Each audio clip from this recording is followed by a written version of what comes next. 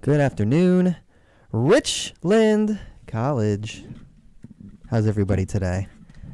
How are we doing? Are we doing lovely? You are listening to K-Ducks Web Radio, broadcast live from Richland College in Dallas, Texas. We are the voice of Richland College. Views expressed on this show are Kalen's own unless otherwise stated and do not reflect the opinion of K-Ducks Web Radio, Richland College, or the DCCC. DCCCCCCD.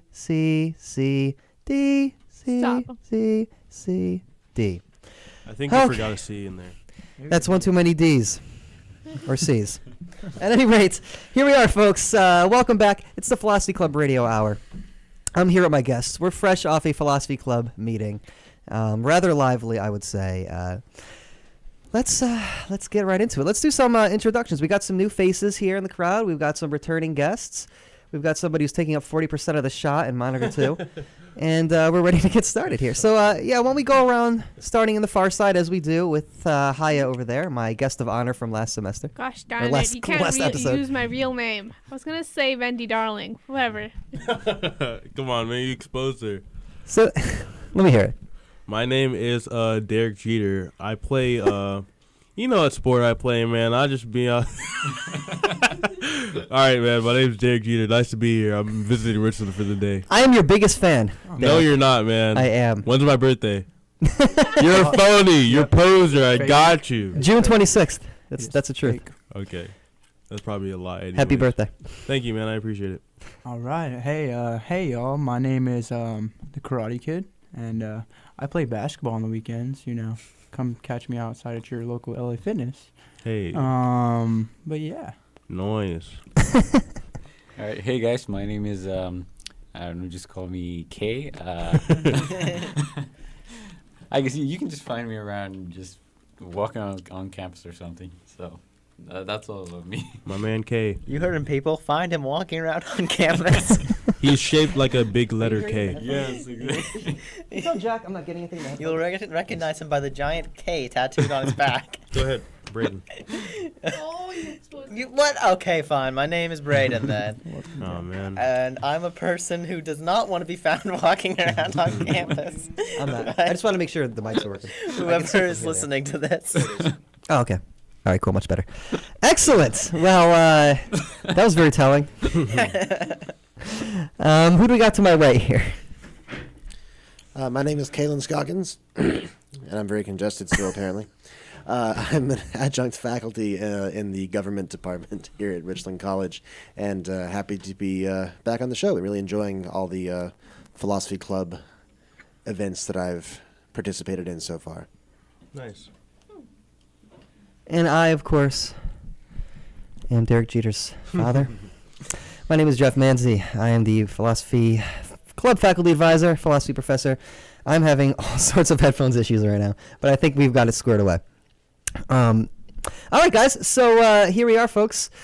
Do we have some guests in the studio? Oh, I think we do. Are we going to put them on blast? Oh, I think we are. Who do we got here? Who are our special guests? The standby audience, studio audience, live. Hi, my name's Uche. Nice to meet you. And I'm actually Haya. Excellent. All right, so everybody, we're fresh from this meeting here, and I think the conversation could have gone on indefinitely. In a lot of ways, we're just kind of firing up another dimension of it. So should we do a quick requack first? I don't know. What do y'all think? Quick requack? Yeah. I don't quack. Let me get up to all of my thunder. Okay. Oh my god. Everybody's leaving. The studio audience has left. Yeah, they're starting a riot outside. I wish we did. But yes. the topic for this week's meeting was, why do human beings experience love? And the beginning of the meeting, it saw a lot of different viewpoints raised, where the one I raised was it could be an evolutionary strategy where when animals feel love, they're more likely to be in a community, they're more likely to procreate, they're more likely to do things that benefit the reproduction of the species. And that's the viewpoint I gave in the beginning, and I'd like to see some people's ideas on that, or where else or why else love could be experienced from conscious human beings. So something beyond instinct for Yeah. the sake of the preservation of the species. I guess I have a question to pose about that. So if love is defined as primarily, simply, as you put it, an evolutionary tactic, and that's its cause is in biochemical evolution in some way, for the purpose of the preservation or propagation of the species, would you say then that all things that evolve necessarily experience and go through love then, like including even non-sentient plants, things like that also evolve, but we don't normally think of as, being able to experience or act in love?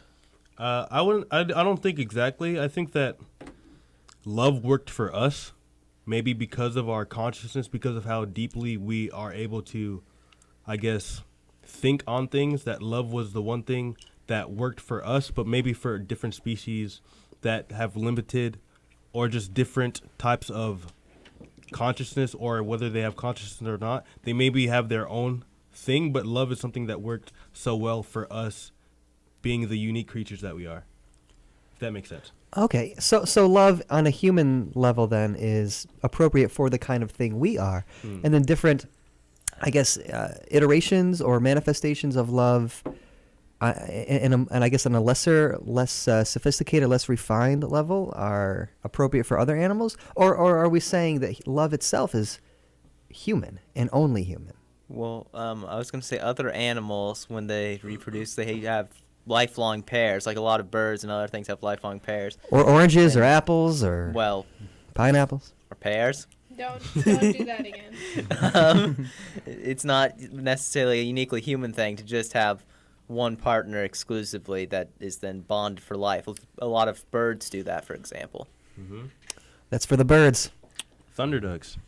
And actually, Hey. Well, I would like to say, why do humans love is a very broad question, but I think I'm gonna go back to something that we were talking about in the club. Was our first type of love is when you're born, you feel your parents' love. Like most people, at least, feel their parents' love and warmth, and that's like the first love they feel.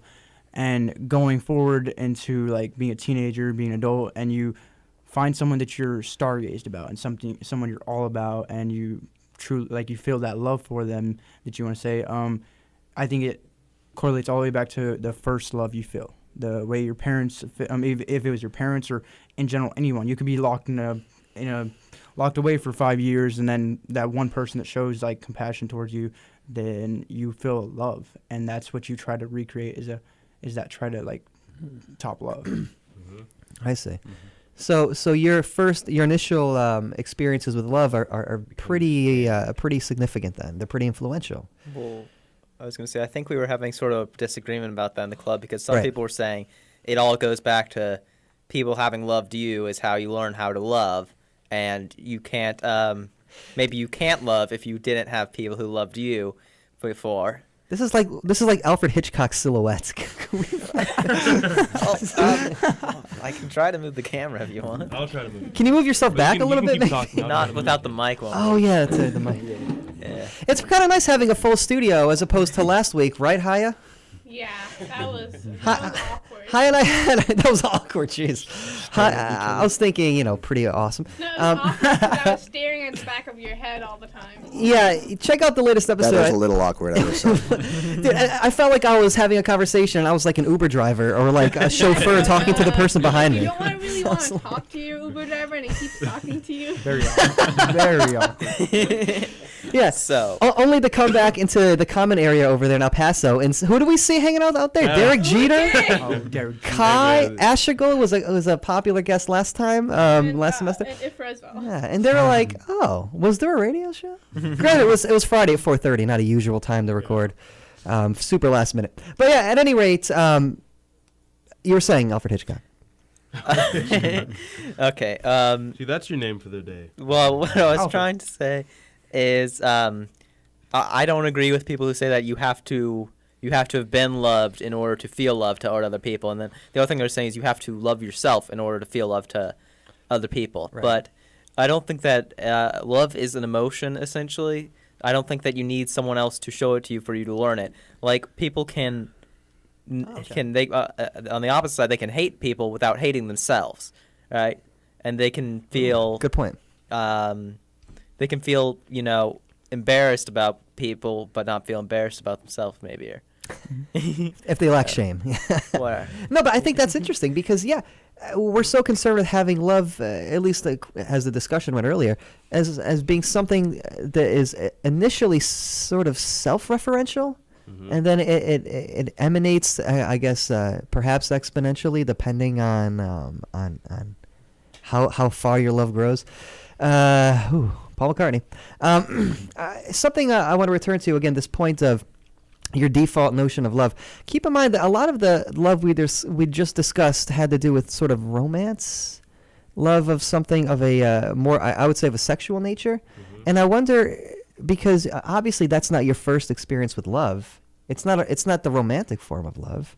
It's something. Well, but what is it then? What is the first typically experience of love? And as you were saying, it's the love of the parent or guardian or whatever the case may be. But what do we call that kind of love?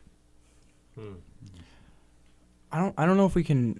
I mean, like you said something earlier in the club that I just brought this conversation to a dead halt. I want to say you said something about the Greeks or Romans, one of the two, it had like 5 different names for. Yeah, the Greeks. They had 5 different types of names for different types of loves.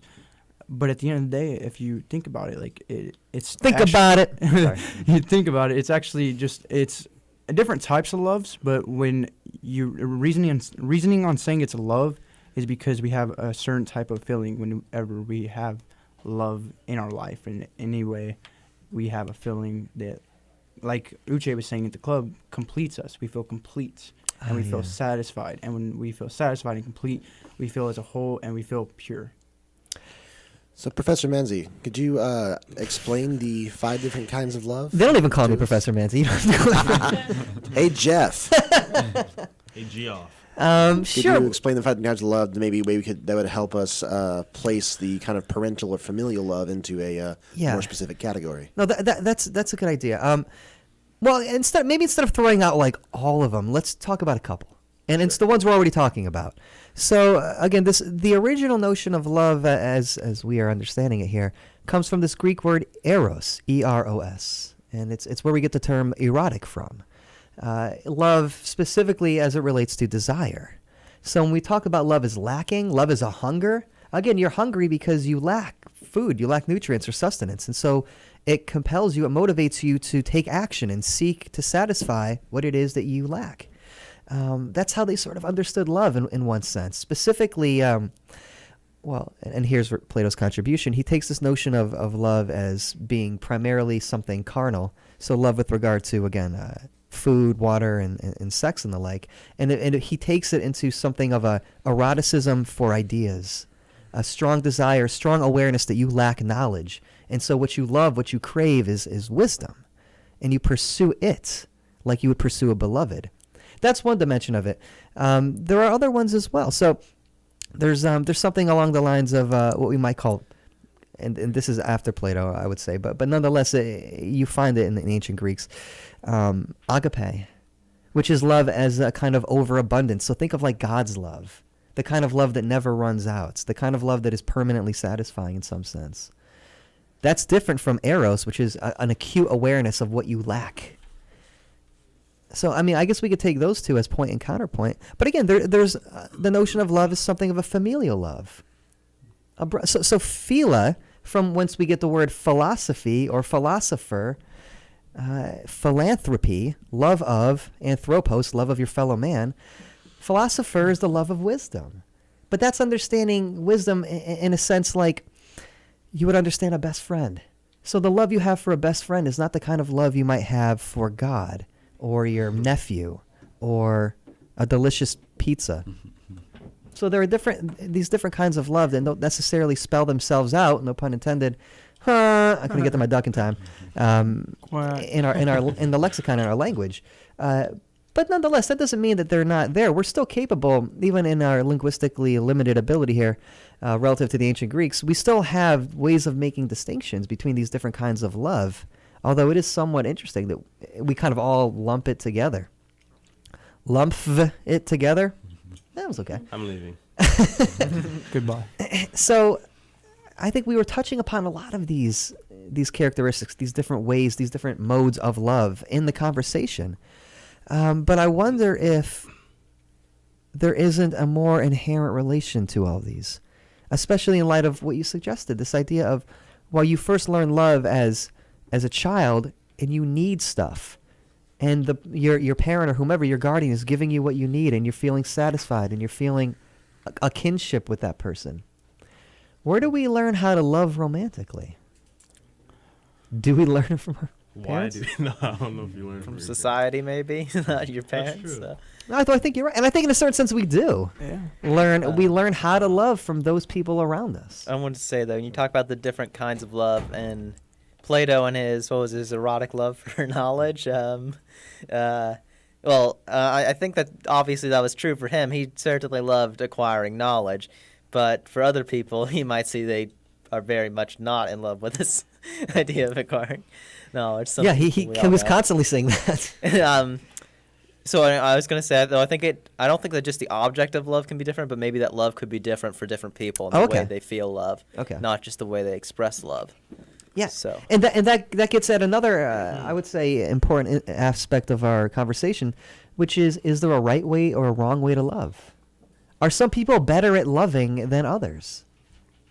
Is love, like, that's like asking, are some people better at being happy than others? Or are some people better at feeling happy than others? I would say that love, each person, the feeling of love is the same throughout each person, but what they feel love towards and how they express the love is the difference. Okay, interesting. I would think that the feeling is the same among all other, et cetera, et cetera, et cetera. Go ahead. Okay. I remember a quote from Buddha who said that it's like life is like a garden, and that when you like someone, when you like a flower, you pick it. But when you love a flower, you let it grow by itself. You let it stay there because you know that's good for them. Yeah. Because if you pick it, it's gonna die. I feel like when you think about wrong type of love, if it means harm to them, even if you don't know it's harming them, or it essentially means harm to them, then it's the wrong type of love. Because that's not what love is. It's more of an infatuation, an obsession, an attraction, but rather than love. Yeah, and this reminds me of your point, Kaylin, building on this. Well, what if you are doing something that the other person doesn't approve of, but it's for their best interest? It's for their own good. And you put them through the ringer because you love that person, even though from their perspective, it doesn't feel like love. It's called tough love. Yeah. Something like tough love, yeah. Parenting, that's exactly what parents do. And as kids, you're kind of blind to see it, that you're over there. And that's something I want to push too, is when we're talking about love and hate go hand in hand, y'all. And when, like, such as like parents, you love your parents unconditionally. I mean some people, where they're brought up by parents that are good to them and everything, they love them unconditionally, and the parents love them unconditionally. But when you get so mad with them, you're over there saying, like, and I think everybody's made the mistake of telling their parents, "Oh, I hate you" and stuff. But it's because you have so much emotion. You have so much emotion coming your way that when something goes bad, you push that off the same way, and when something goes good, you love it in that same way.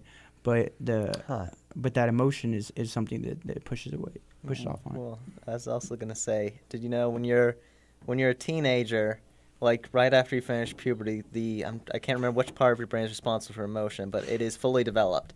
While your prefrontal cortex, which is responsible for your decision making, and maybe telling you not to shout those things at your parents, is not developed fully until you're actually an adult. I think it's 20, it's like 22, I think. Or really? That late? Something like that. It was... I'm almost there, y'all. I'm almost there. Jeez. So. That's why you're not supposed to make any lifelong decisions until you're 25, and a lot of marriages that begin before that. This is off mic. We're getting love advice from someone in the audience. Yeah, that's right. It was 25. That's right. No, but that's interesting because again, this idea of when do you know you're ready, or when do you know you're prepared for love? 25. Because here's the thing: like, I remember I was that kid. I remember when I was 4 years. I have a visceral memory of being like 5 or 6 years old, and my mom brought home Frankenberry instead of Count Chocula, And I screamed and I told her I didn't love her and I jumped and hid in my toy box. Same. Is Same. that the whole story, Just same. In your toy box? Why are you making that face? I don't like how you just The told point the being story. is this. Are you still, It really does not make I was sense. not an expert on love then. are you still salty about it? I haven't talked to my mother since. Okay. At any rate, A question that I want to it's ask. because I love Count A Chocula. question that I want to ask is, what should a person expect from being in love? Like, what's the marketing for it? Why should they go towards it? Why is it a route that they should delve themselves into? You want to jump in? Okay, so I think that people shouldn't expect anything from love because expectations lead to, like, you expected for your mom to bring home one thing, and when she didn't, like, it leads to disappointment. So the more expectations you have, the easier it is for a human To disappoint to you. disappoint them. Then what's the point of it? I don't. Exactly. I was That's an gonna interesting say, slogan. Yeah, love, expect nothing. But can I you don't really love know. if you don't have any expectations? Can you be in love if you don't have any expectations? Yeah. Like Good you expect question. something when you fall in love. I mean, that's that's how I interpret it. Like, Yeah. so is it even possible to fall in love if you have like zero expectation from someone? If you truly love yourself, you have zero expectations of others. Can you love someone? Well, yeah, I was just gonna say, yeah, if you love them for what you know about them, right? And then you should have expectations similar to that, shouldn't you? A mother should know what her only son's favorite cereal is. It seems that's what really hurt. It seems like we're slipping back into focusing more on the erotic dimension of Yeah. love than others. Precisely as Jeff was explaining earlier, you know, if erotic Professor love Manzi. is primarily, oh, I'm sorry, Professor Manzi, as Professor Jeff was explaining earlier, if erotic love is primarily driven or motivated by a lack in you that you seek to fulfill, then obviously you have the expectation of fulfilling that lack, fulfilling that desire. Whereas if it's something more like agape love, maybe, that is overflowing, it would seem by definition there's no expectation there. The love is simply out of an excess or abundance that you have, not looking to fulfill anything. And so then I guess what I would be wondering then is, where is familial love in that? You know, does the mother expect anything from the child in love, or the child from the parent? Should there be expectations? Is that somewhere in between maybe the erotic and agape or divine loves? Maybe it's the feelings the mother gets while nurturing the child. That is what she's getting. That might be the deficit that she's feeling, where it's not, maybe she's not expecting the child to do anything for her, but through doing things for the child, she gets a feeling that is what gives her the satisfaction. And maybe there is no love without desire. Maybe there is no love without you gaining something at the end of the exchange, if that makes any sense. So Does- No, go ahead, keep going. Nah, I was gonna ask, can you love without gaining something? Like, you would think that the way a mother expresses the love for her child, she is gaining, I don't know, she's gaining the feeling of nurturing, the feeling of being this important figure in this child's life, and that makes her feel good. So the feeling good is the exchange. The feeling good is what she gains from the situation. So can you love without gaining something? Well, in the- wait. I in the mean, situation? can you have something be a constant effect of an action, yet not have that effect be the reason for your action? Just because you're constantly getting a good feeling out of doing this, does that necessarily mean that's the reason why you're doing it? Or can it simply be kind of a natural concomitant or natural effect of the thing, which may be taken for a variety of other reasons instead? I'm not quite sure that it's. I'm not denying that there are some cases where, yeah, that's absolutely the motivation behind it. But is that necessarily the case? Is that just the way that love necessarily is, or is that only the way that certain people approach it? I was gonna say, I do think that some, if not all, people do actually have expectations for their children, especially like well, you know, there's always people have an idea. They'll wonder what their kid's gonna be like, and they never think, oh, he'll probably grow up and be a heroin addict. If they do, they'll be disappointed. What I'm saying is, when people, when some people are disappointed and then they resent their children, it's because their children didn't meet up with their expectation. Yeah. Is what I'm just trying to say. So, you know that there's an expectation, at least with some people, and I feel like to some degree there's an expectation with everyone, where they have some general idea what they think. I mean, you probably think your kids would be something like you, or something along those lines. How are things with your parents, Braden? Yeah. It's okay. Yeah, I think. Look, I think this idea of expectation is super important because, again, it seems as though with certain forms of love, it seems inappropriate to have expectations, to hoist expectations. This kind of selfless love that we like to imagine family and parents have for their progeny, it's not necessarily always the case, as we just discussed. But more so than that, we like to think that, normally speaking, your parents love you, what's the term? Unconditionally. Yeah. No conditions, no expectations. Does it seem appropriate to not have any expectations with regards to like a romantic partner or friend? Well, if you call that love, friendship love, it seems like it might be silly not to, if for no other reason than, well, you want something out of that relationship, and it might not be the end goal is, happiness, or, that's not like your drive, but at the very least, you expect to be not entirely disappointed. Is that fair to say? I feel as if that Is this thing on? it's the idea that we as human beings have given birth to, that our partner, whoever Congratulations. that may be, should understand us to the utmost best. Like, you know how there was this mythology that Zeus created human beings as humans as two-headed, four-legged, four-armed beings with Aristophanes. two hearts. And at one point, he realized their power was too great, and he split them in half and threw them at the different corners of the world. And so basically, they would spend the rest of their lives just searching for their partner, their soul partner, Their other half. soulmate. Yeah. That's the idea that's come about, that your soulmate, the person you're destined to love, will complete you. They will be your other half. So when you find someone who you think they're your soulmate and they don't complete you like you thought they will, it becomes a disappointment, and then you have a fallout because they're not what you expected them to be. Instinctively, that's what we think they should be. I have a question. Like, do you think that you just have one soulmate who's out there somewhere? Not or, really. Okay. I was gonna ask, like, because personally, I think that there's many number of similar people that would work to complete you. It doesn't need to be. The Okay. idea of Oh, we're soulmate replaceable, would have great. to presume that Yeah. you have a soul. The idea of a soulmate would have to presume that you have a soul and that there's another person who shares your other half.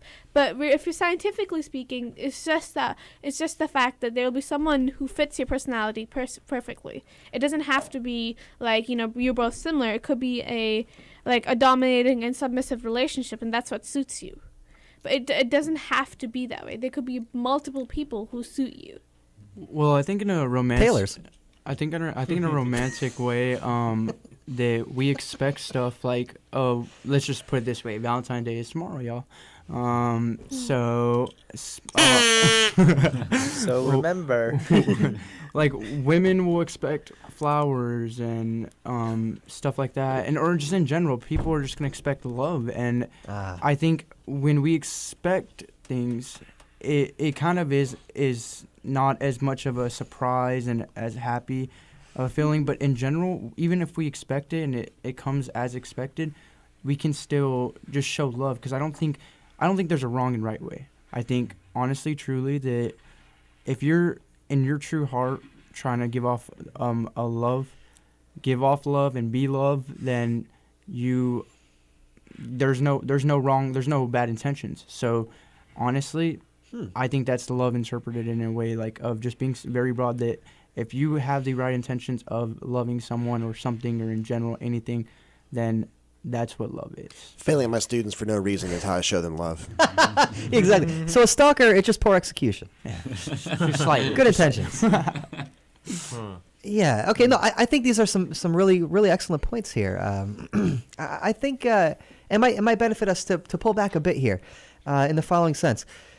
We don't want to, or maybe we do want to cast love in terms of obligation, because, or do we? Because once again, if we're okay with saying that we have expectations when we enter into a relationship, well, that suggests, that heavily implies that we must meet the other's expectations. Must. I thought love was a choice. I thought love was about all acceptance and things like that. No, please. If a parent fails to provide any kind of care for their child, can we reasonably say that they love the child? Say that again? Exactly.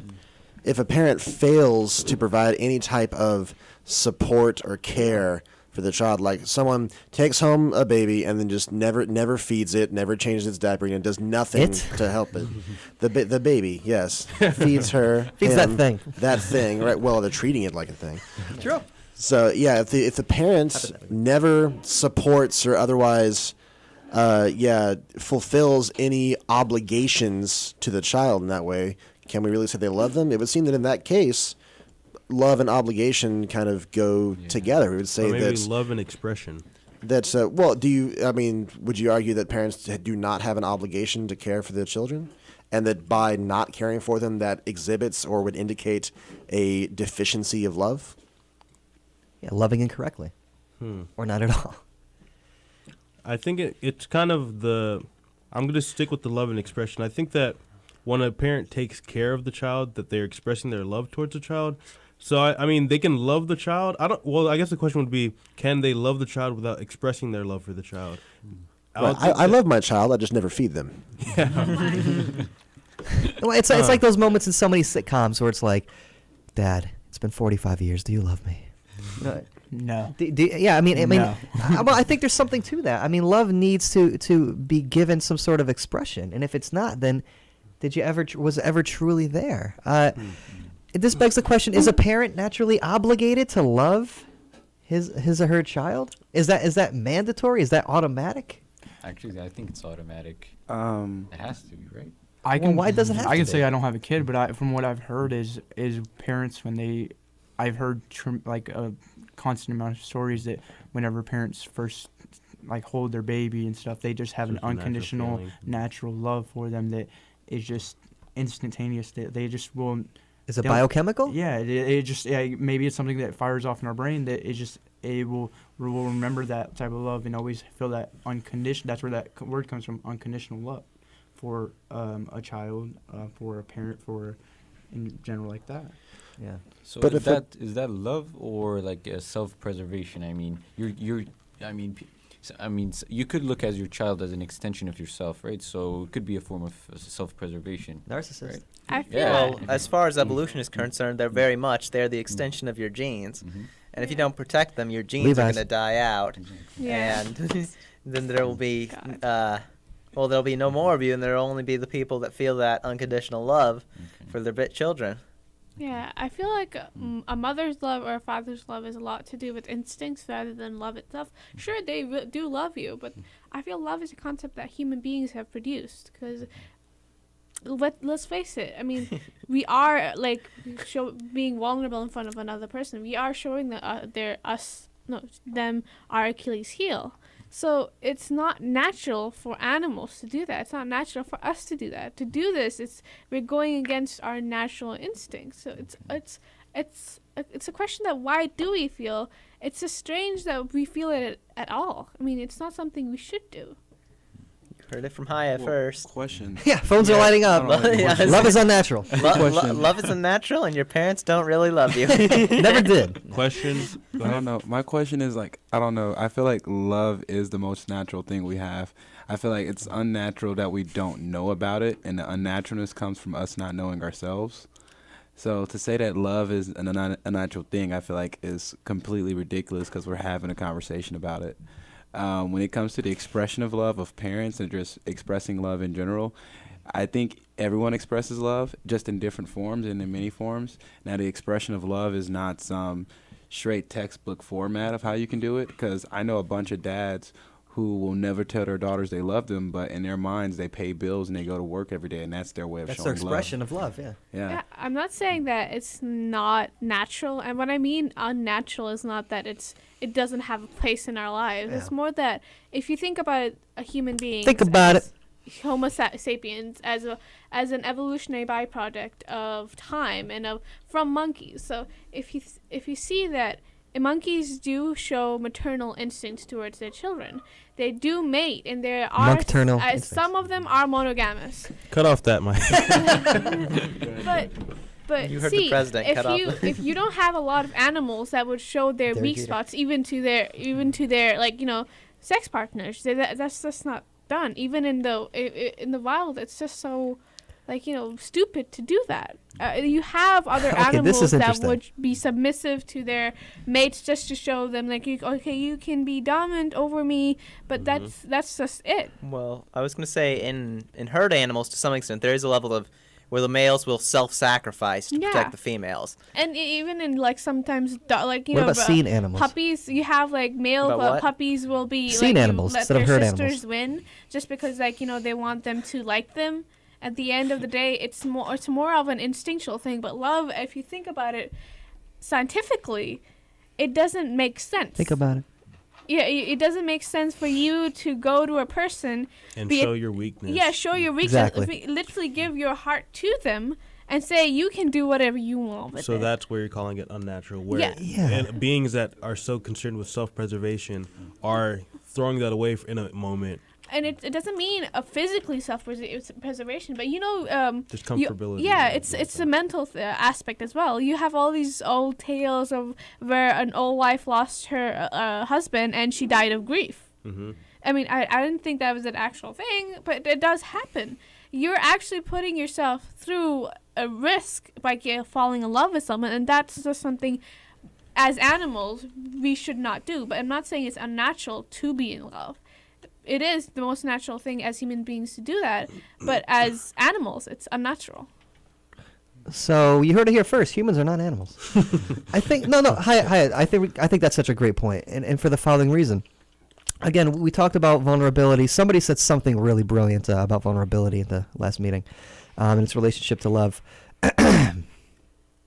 I don't Anyways, remember. I think this I don't remember. Was it me? Was it you? Was it who? Which, was it one of us or? It doesn't. It was me. It was me, people. It was me. Oh. That's why we don't remember. Good God. That's why we don't remember. Who are you Yeah. again? We kind of just stop listening when you start talking. I want this. Let's Oh, shut the whole it's thing John down. Ewing. Erase it off the schedule. The radio show is over. It's like this, guys. Trusting is difficult, and why is it difficult? Because it seems counterintuitive. It seems a bit unusual to willingly choose to reveal yourself and all of your flaws and vulnerabilities to somebody else. And, in order to do that, you perhaps first have to do that to yourself. Can you accept yourself and your flaws and your vulnerabilities? Can you embrace yourself in all of your dimensions, especially your weaknesses? If you are engaging in things like, philosophy that encourages introspection and self-analysis, perhaps that leaves you open or at least increases the likelihood of the possibility of you putting yourself out there and becoming, in love and loved. What's so funny? No, well, I don't know what they're doing, but I was going to say, I do think it's natural for humans to expose their vulnerability to other people because one thing that is humans naturally crave reinforcement from other Pizza. people. Oh, I'm sorry. That too. So wait, did you say the love for the pizza was a Eros love? Oh, You yes. said that earlier. It's a hunger that never ceases. Yeah. But I don't know. I was going to say people, they have a need for reinforcement sometimes, and also for reassurance. And if you don't if you don't expose your weakness, people can't reassure you about it. So I think it's natural to someone trust someone to want to want to expose their weakness so that they can be reassured about it. Yeah, I, at the very least, or reassured. I like what you mean. Not necessarily explaining away those weaknesses, but accepting them and saying, "Here are mine," and love me or leave me. This is who I am. I wonder if there isn't a connection to be made between the kind of loving relationship that seems just an infinite well of depth and profundity, and the willingness or even the ability to be vulnerable, to be self-disclosive in a way that is pure, in a way that is genuine or authentic. We don't have that much more time left, but I really want to make this guy behind me laugh because I have a I want question. to hear that laugh again. Yeah. That laugh from the other time. Is love good for people? If you think about like all the we talked about in the club meeting how love can kind of be the counter to rationality, where it blinds you. People say that love makes you do stupid things, like all these quotes that you hear all the time. Love makes you do bad things. Love can cloud your judgment, etc., etc., etc. Is love a good thing for people to experience? Does the end outweigh the means? Yeah. If that makes any sense. I'd also like to add a question to that. Why does a heart, concerning love, like why does a heartbreak hurt? I Like, think really? it's more of a mental type. Yeah. It's a mentality that you mental think that your breakdown. Say that heart in the is mic. hurting, and some people do say that there are neurons connected to your heart, so you They're can animals. feel You'll never get a pain word in your in heart. edgewise. So your brain is just thinking that it's hurting, but it's the reaction you have to a really depressed Ew. state. Sorry. Getting back to Uche's Got that question, all what on was the the mic. question again? My question is love good for people? Yeah. I feel like, you know how you said that it's the opposite of rationality, right? And I would say so that sometimes in the form of wrong love, the type that, actually hurts other people, that it would be irrational. But if you take love as a form of learning, like a school of thought, if you and you keep at it for your life, but if you have met someone and you fall in love with them and you decide to spend the rest of your life together, right? You face each other's faults, and depending on how strong you are, how strong your love is, you decide to accept each other's faults. And as you grow, you become comfortable, and at one point, like how you say an old couple will accept each other's personality traits. Like my mom is super conservative, my dad is pretty progressive. Now my dad's pretty conservative, my mom's super progressive. Right. So that happens. Sounds like they've assumed each other's personality Yeah, traits. but a bit of both, I'd say. So this at one point you just reach a homeostasis of rationality where your faults have fallen away and all that's good and left in you, or the opposite, where your faults are the only thing left in your relationship when it's a toxic but you keep at it for the rest of your life, or when it's good and you keep at it and you become this the lovely little old couple down the neighborhood that always gives cookies and mows your lawn as a favor. The old couple that mows your lawn is a favor. I had that God. Make big old time. people mow your lawn No, for you? dude, I don't- it happened. Elderly slavery. No, that was when we went to India and Well, they just trigger. did it for us. I don't think there's a wrong and right way for love. I think, like I was saying earlier, like the intention for love is that's what is love, expressing love like in that way. I think where love can be a good and bad thing, for the reason being that when you're fully in love with, like romantically fully in love with your partner, and you just don't see anything wrong with them at all, and they turn around and do something that's a horrible act, seen by by society, you don't mind that, because you have so much love for them that you just see past that. And when we have, so it can be a good thing and it can be a bad thing, but the intention of love is, I think, just the good thing in general of just loving, and that's where love comes around. I personally think love is the focal point of life. Just my personal belief. So from that being said, I don't think love can be bad in any way, shape, or form. Wow. Love is in everything. You study what you study because you love the material. You hang out who you hang out with because you love the personalities of your friends and you love the energy they pass off to you. Like, I don't think there's a good or a bad love. I feel like there's only good love. Even if the physical element of that relationship ends, that love still exists. Do you have a specific definition of love? Yeah, or do you yeah. think that there are other things that get called love that are incorrect? Yeah, like Yes. infatuation. I do honestly do think that, and I feel like where we messed up in society is like we're at a point where, like earlier she was talking about vulnerability. Once upon a time, everyone was vulnerable.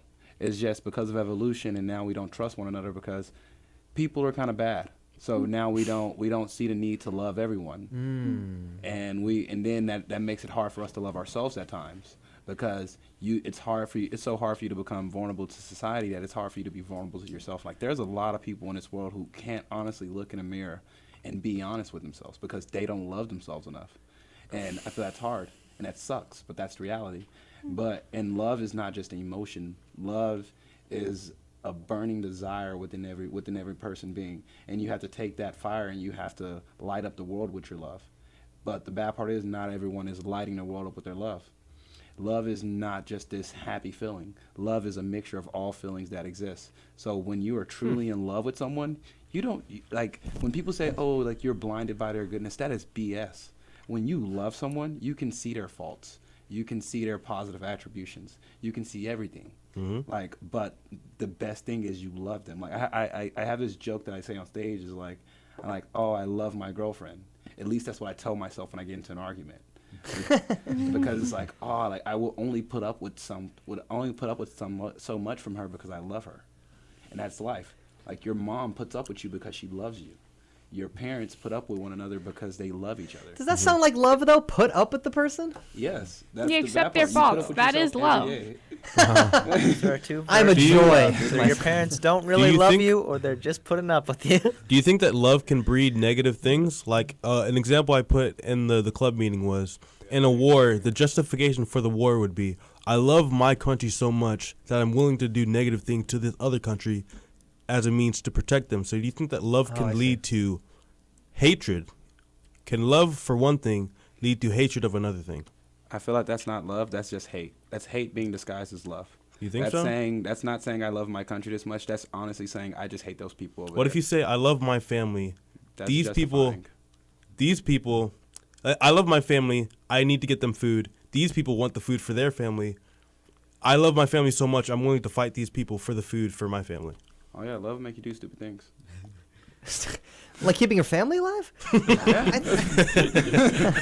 seriously, you'll fight for it. Maybe some families that's a dumb It's thing. love. So do you? And this is me just asking you. Do you think that love is like tapped into our souls? That we can reach like our natural state through love. What's a soul? Well, You know Prove the it. thing on the bottom yeah, of your shoe? you connected. The Hey! Hey, Who chased first pun of the day? that's a good one. I like it. Can't spell punk without pun. Anyhow. Ba-da-ba-ba-da. Souls are real. Okay, TikTok. Oh, yeah. How we doing on time? Oh, we'll wrap it up soon. Very soon. Wow, you're Wrap all it up, over the place. dude. We don't have time. we'll wrap it up soon. This do it. this gets at something that we also talked about. This idea of because I love what you said, and I think you make a lot of sense.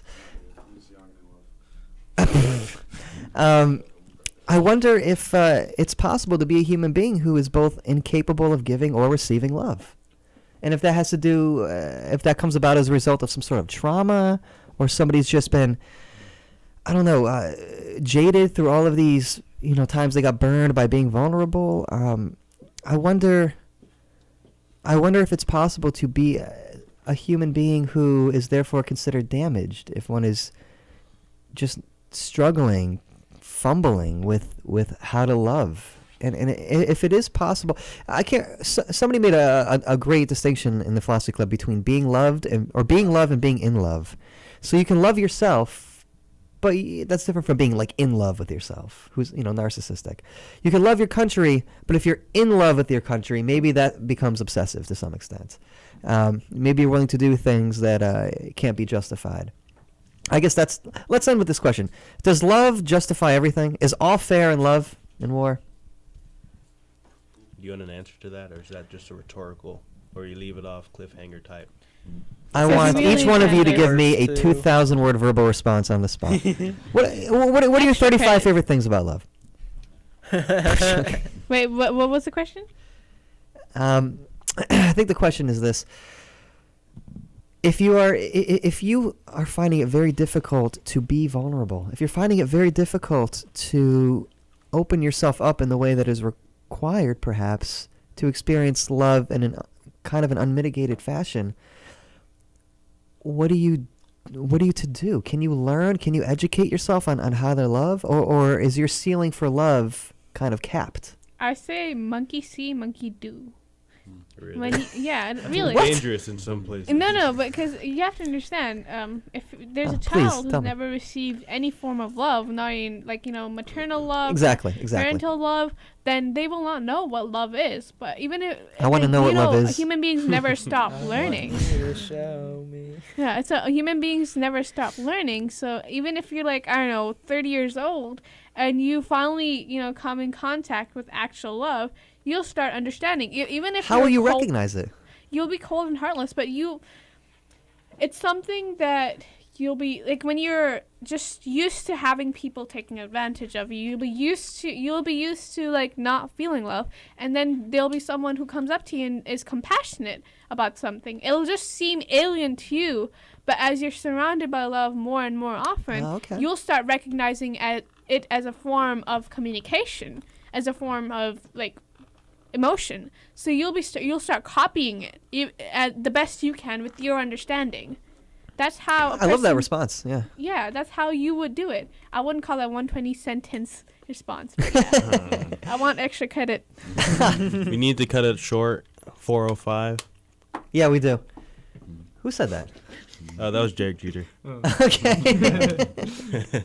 No problem, Captain. Okay, guys. So any final thoughts on love? Since you asked, Professor, here's my final thought on love. It seems like it's necessary to It's all right. be vulnerable.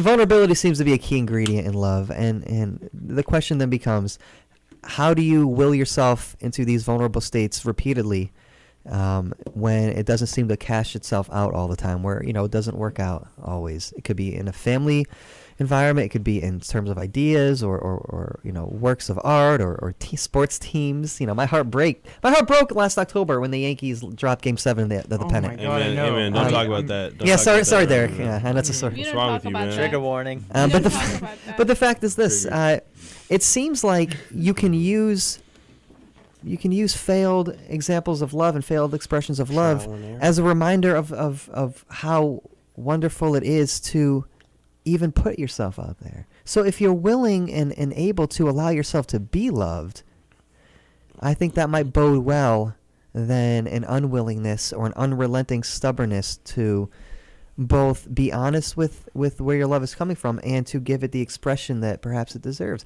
Is there something wrong, so to speak, with a parent never telling their child or son that they love them?